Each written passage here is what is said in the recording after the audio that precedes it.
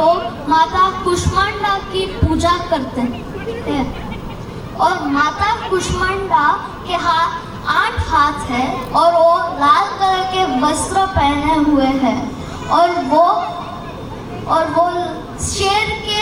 शेर वहाँ उसका वाहन है।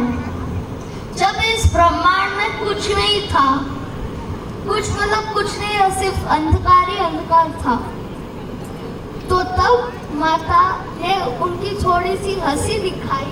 उस हंसी से ये बहुत बड़ा ये ब्रह्मांड बन गया, यानी कि गैलेक्सी बन गई बहुत बड़ी सी। जो साइंटिस्ट अभी भी तुले हुए हैं कि कैसे ये ब्रह्मांड की रचना हुई, कैसे ये पूरा ब्रह्मांड कैसे दिखता था पहले। वैसे ही हमारे ऋषि मुनि ने हमारे पवित्र ग्रंथों में पहले से ही लिखा हुआ था और उसमें हमको गर्व होना चाहिए। और जब धरती बन गई थी, सारे मनुष्यों को हीट चाहिए थी, यानी कि प्रकाश चाहिए था, तो तभी माता ने सूर्य बनाया। माता का तेज इतना था कि किसी देवी देवता के पास इतना नहीं था और बाद में उन्होंने सूर्य बनाया। तो सूर्य से हमको जो किरणें मिलती है, वो किरणें हमें माता कुष्मांडा से हमको मिलता है।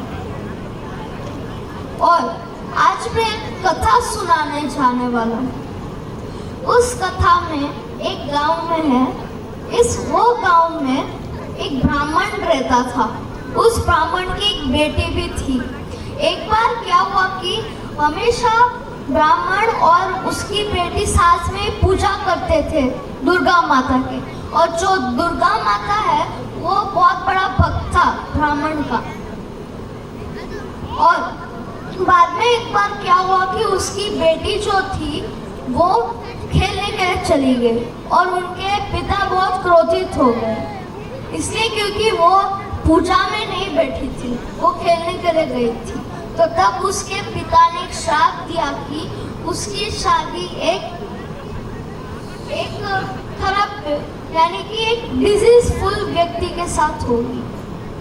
और उसके साथ शादी हो गई और शादी के होने के बाद वो चाह रहे थे उसके घर को, तभी माता दुर्गा प्रकट हो गई और वो प्रसन्न हो गई, इसलिए क्योंकि वो ब्राह्मणी के पिछले जन्म में एक बार क्या हुआ कि उसके पिछले जन्म में उसका पति एक चोर था।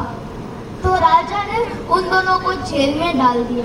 उस राजा ने ना खाना दिया और ना पीने के लिए पानी दिया 9 दिनों तक। और उस ब्राह्मणी को पता नहीं था कि उस समय नवरात्रा चल रहा था। तो इसलिए दुर्गा माता उससे प्रसन्न होकर उसको कहा कि तुम्हें कौन सा वरदान दूं। तो उस ब्राह्मणी ने बोला कि मेरे पति को ठीक कर दो और मुझे ज्ञान प्राप्त कराओ कि कैसे हमको नवरात्रि के समय पूजा पाठ और कैसे व्रत रखना चाहिए। वैसे इस स्टोरी के रिलेटेड